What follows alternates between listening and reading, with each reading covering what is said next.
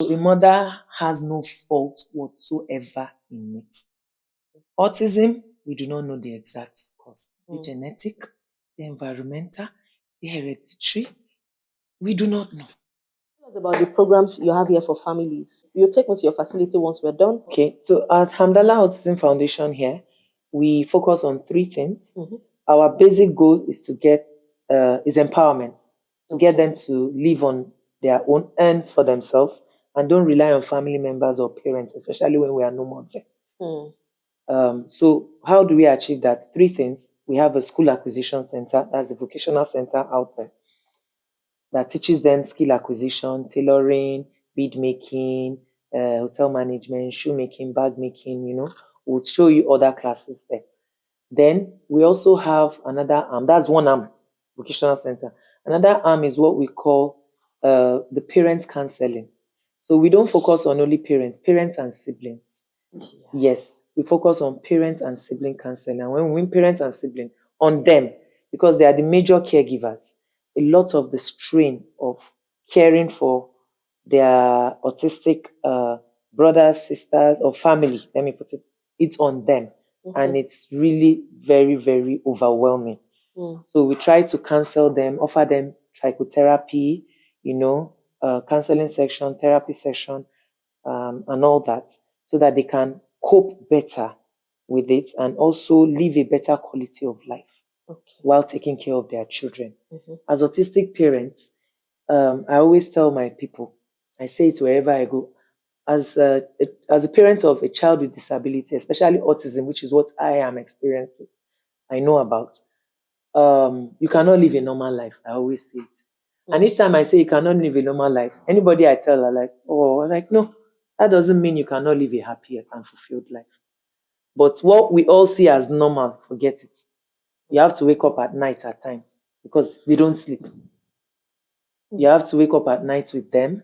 There are certain things that when you go to fun fairs, you go out, you can, certain parties, a lot of things is different about you. So one cannot live a normal life as an autistic family. But happy and fulfilled, you can make it happen. How do you make it happen? We need a community around this family. We need support system. So that is what the counseling segment is also doing, is our own way of offering support to them. When the parents are happy, when they are less overwhelmed, when they have people supporting them, talking to them around, they feel less anxious, they are better psychologically, health-wise, physically, mentally, they'll be able to attend to their autistic children and take more care of them and be more hopeful. And they'll be able to actually help these children to get to their full potentials, because it's like you have your cup filled. When your cup is filled, you can pour and give it to them. But when it's empty, they have nothing to give. So that's what that particular arm is focusing on. It's like a holistic thing. We're taking care of the parents and the siblings so they can fill the cup of this autistic.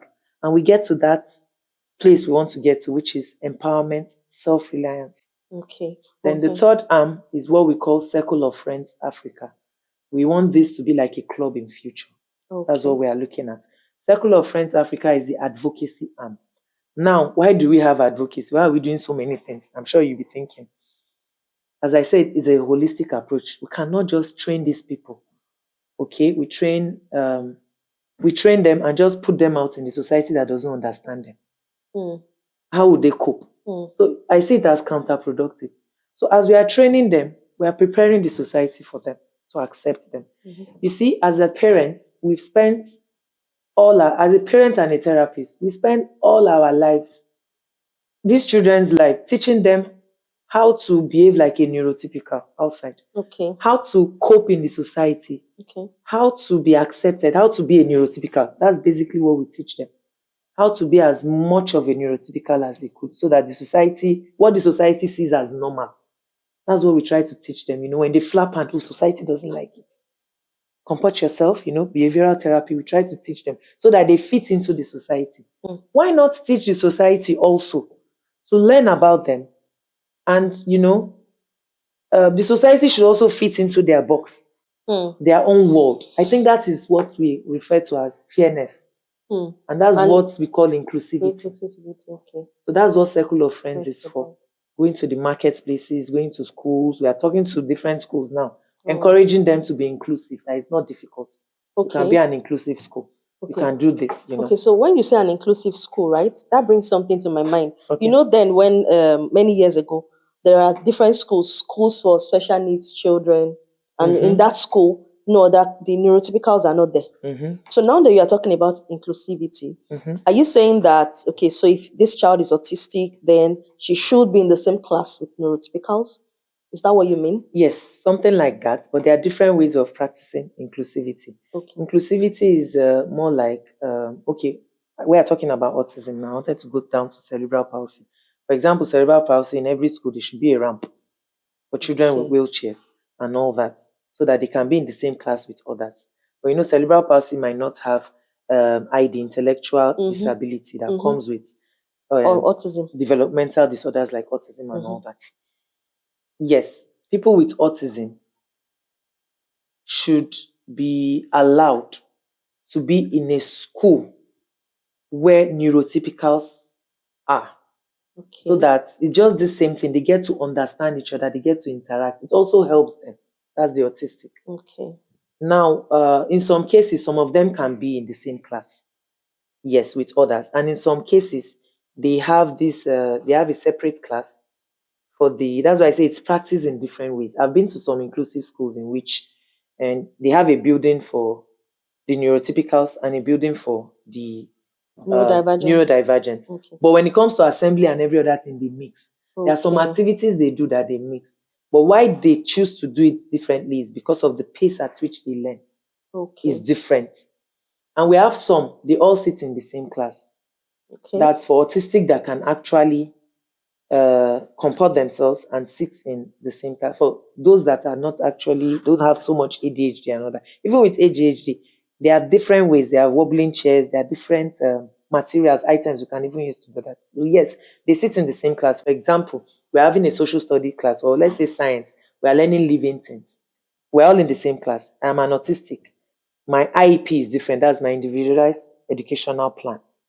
You know, it's an individualized thing. Let me don't be too fast in my speech. So we're in the same class, for example. The neurotypicals are learning, oh, what is living thing? Maybe a primary 1 class, you know. The teacher is teaching them, what is living thing? Living thing is this, they're repeating, they're explaining to them. While they are doing that, the autistic in that same class is probably just identifying living things. Dog, cat, you know. They are learning the same science at different level.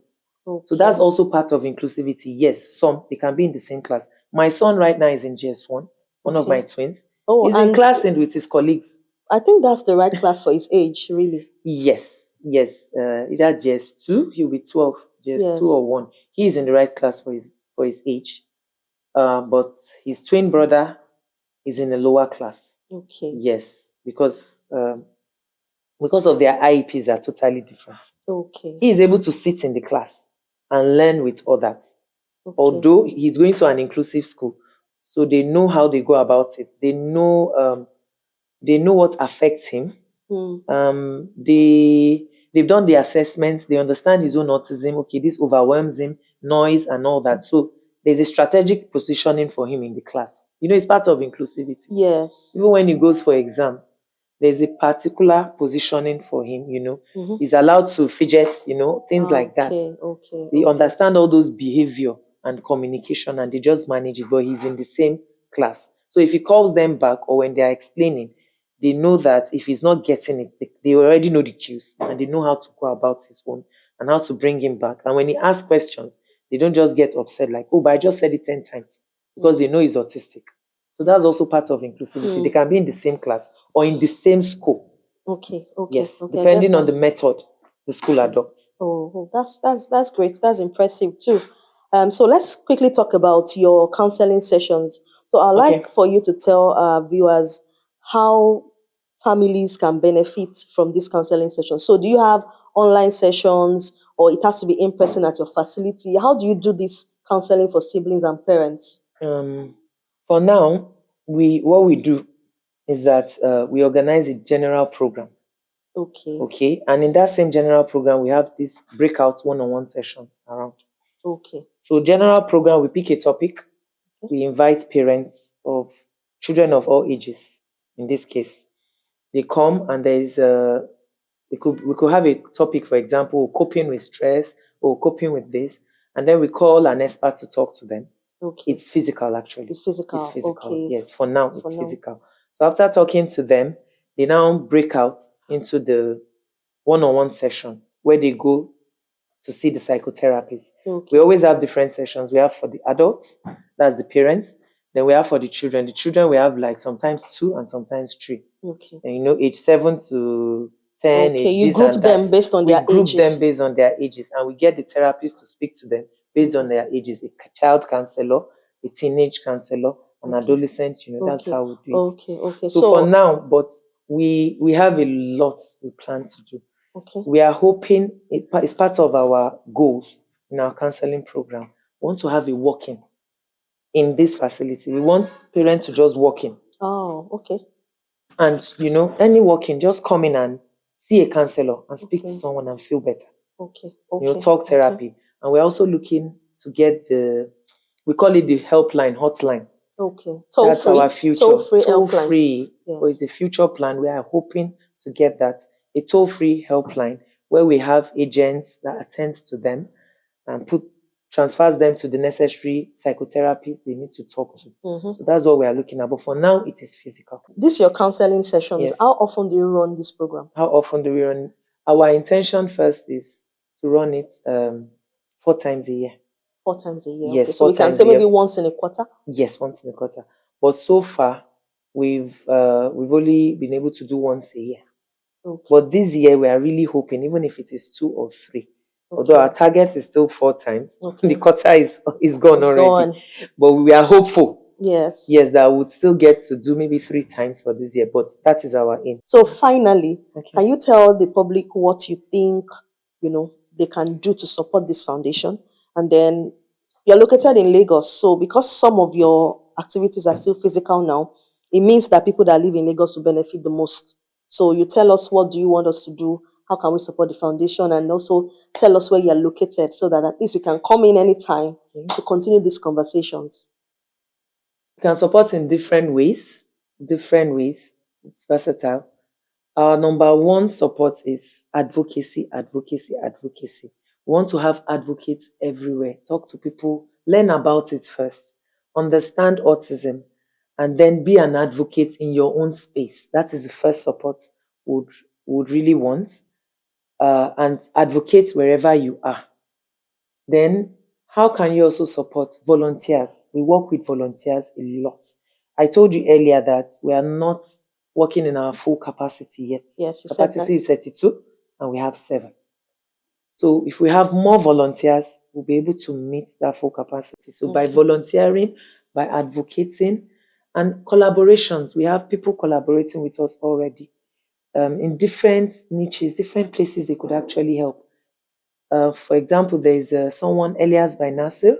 He's on Bode Thomas. I met him at a fashion fair and he filled the form and he was willing to collaborate in whichever. I said, then he was opening his store. He had not opened it. So now he opened his store and he told us that we should bring in our artwork.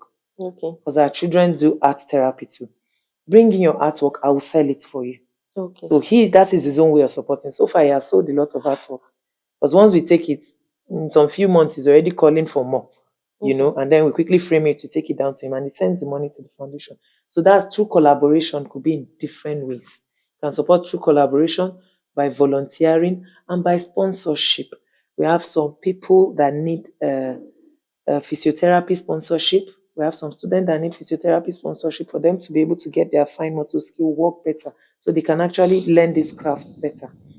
We have some that need speech therapy sponsorship. We have many that are on waiting lists that we've not been able to bring in because we can not afford it yet. So through sponsorship, sponsoring students, donations could be in any form, in materials, cash, anything. So donations, volunteering, advocacy, collaborations, different ways we could actually sponsor. We could actually help. The public could actually help us. Then we are located at Bagada. Millennium Estate, House 2A and B, Millennium Estate, Bagada. You can also check our website, www.hamdalaautismfoundation.com. And our email is info@Hamdala Autism Foundation.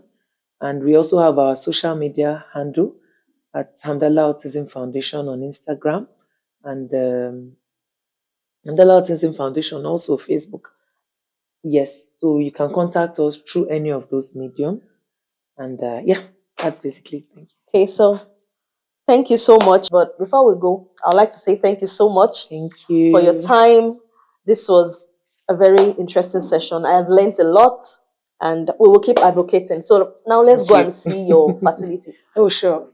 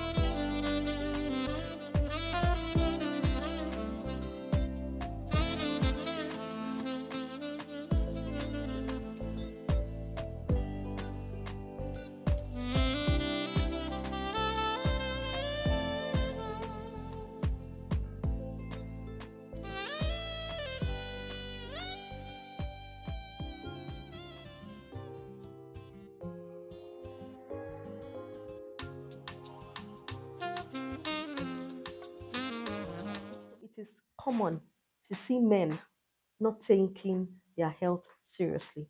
It is common to see men not paying attention to their health, especially because I know that you want to be a responsible dad. It is going to be stressful. You have your business, you have your career, and then you have the home front. So it is important that you lay this foundation because we need our dads to stay longer with us. We do not want to grow up without our dads, and we do not want wives in our generation to become widows. Today, we are going to be focusing on 5 health tips for dads in their 30s and 40s.